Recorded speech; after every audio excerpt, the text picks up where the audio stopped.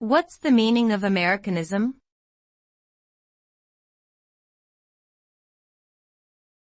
Americanism.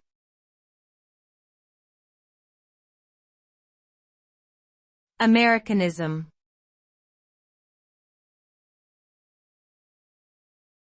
Americanism.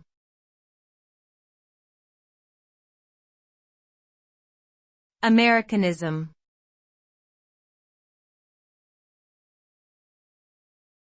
Americanism.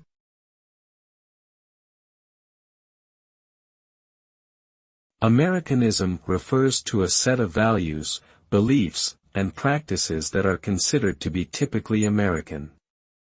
It encompasses both political and cultural aspects, including adherence to the principles of democracy, individualism, free enterprise, and equal opportunity, as well as appreciation for American traditions, such as baseball, apple pie, and the 4th of July.